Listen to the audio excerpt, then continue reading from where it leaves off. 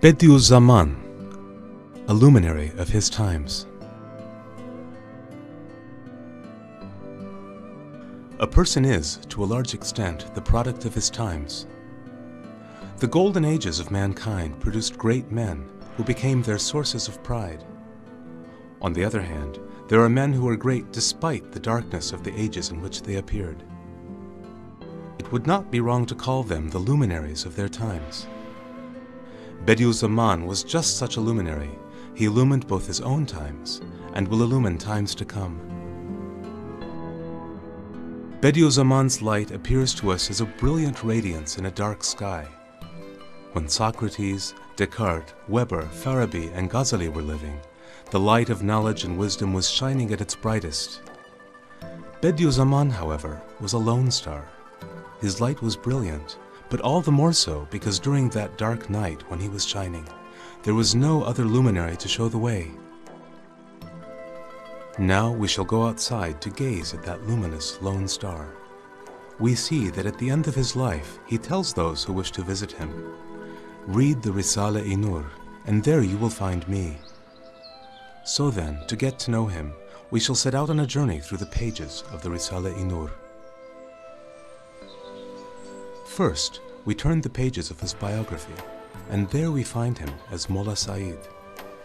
Though scarcely more than a child, he has proved his brilliance and is teaching people who have previously taught others. Then we see him declaring with utter certainty that he shall prove to all the world that the Quran contains the remedies for the ills afflicting both East and West. He diagnoses the three grievous sicknesses afflicting the Islamic world: ignorance, poverty, and conflict, and prescribes education, industry, and unity. He addresses thousands in the Umayyad Mosque in Damascus and urges further cures: hope, the banishing of despair, truthfulness and honesty, love, mutual consultation, and brotherhood. Next, we turn to his work called Munazarat, Debates. Here he is teaching the tribesmen of Eastern Anatolia about freedom. He tells them, "I can live without bread, but not without freedom." He explains to them that despotism and bigotry have no place in religion. On another occasion, he shares his bread with the ants in recognition of their diligent cooperation and republicanism. Returning to Bediuzzaman's biography, we follow him to Istanbul. He is presenting his project for a university in Eastern Anatolia at the court of Sultan Abdul Hamid. He is explaining the necessity of the joint teaching of the religious and the modern sciences. On the door of the hostel where he's staying, he hangs a notice saying, "Here all problems are solved, all questions are answered, but none are asked." He seems to be challenging the entire world.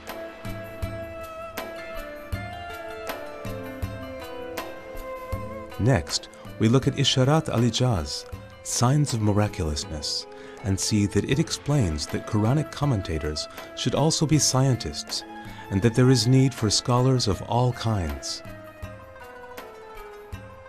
For at the present time, no single person can explicate the Quran. Quranic commentaries should be written by a committee of scholars, each a specialist in several branches of knowledge. Isharat al-Ijaz takes us to the battlefield. Bediuzzaman is now commanding a militia force, composing his Quranic commentary in the trenches and on horseback while defending his country. Undeterred by the exploding shells, he is ready to sacrifice himself not once, but 1,000 times over to discover a single mystery of the Quran. Again, his biography summons us. He's been taken prisoner by the Russians, but he is undefeated, uncompliant. What can one who has found his Lord lose? And what can one who has lost him find? Bediuzzaman returns to Istanbul. He witnesses the collapse of the Ottoman Empire and the birth of the Turkish Republic. He witnesses, too, how unbelief gains a hold in Turkey. He wants to withdraw into solitude, but bowing to God's will, he is sent into exile to expound the Quran's miraculousness. His biography informs us that the rest of his story is to be found in his work called Sözler, the Words, It tells us about the miraculous nature of the Quran, the fundamentals of belief, the need to worship.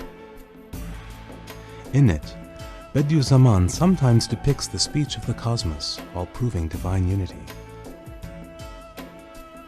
Sometimes he describes the seasons while proving the resurrection of the dead.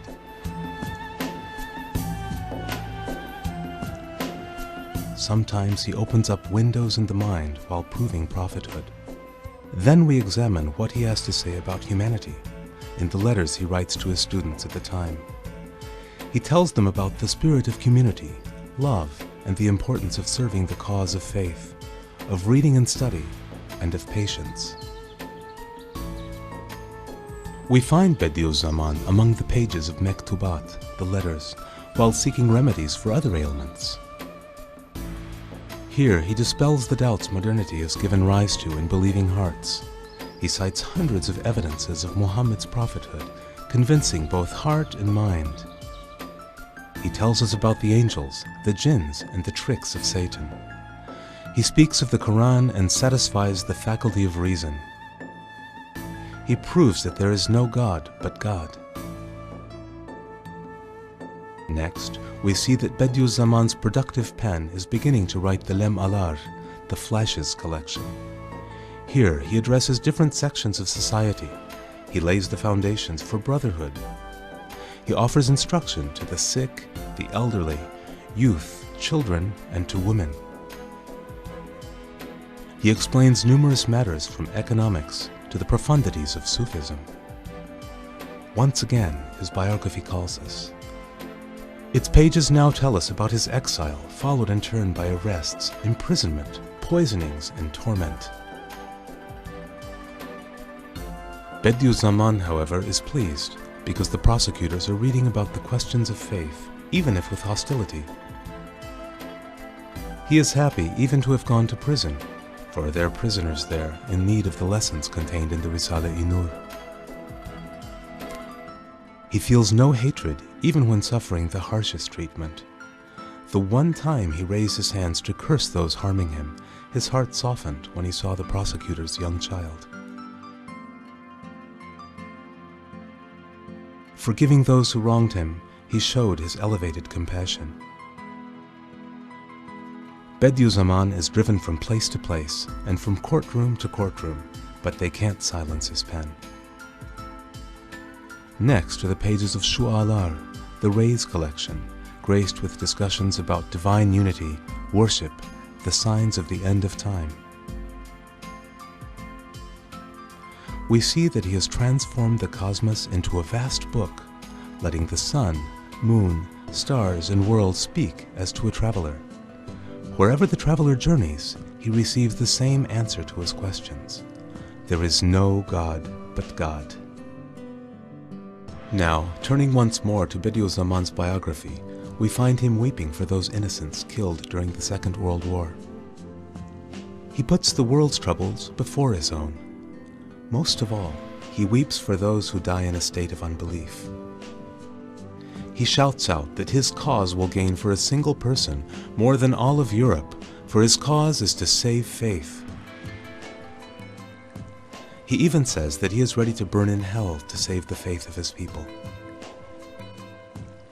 Then he explains that the human race has been divided into different peoples so that they may all live together in peace.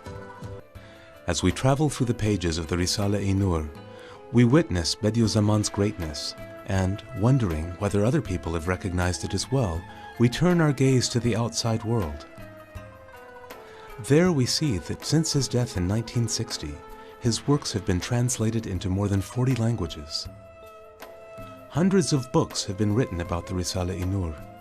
Hundreds of conferences have been held to discuss it and his life, and thousands of articles have been written. Institutions have been founded in the West in the name of this great thinker. We are happy indeed that this lone star has not escaped the notice of the world, and thus we conclude our imaginary journey. As we approach its end, there is something we would like to say to you who have followed it. Bediuzzaman was a luminary, and what you have watched here was an invitation to behold him. But you will find his true luminosity if you travel yourself through the pages of the Risale-i Nur.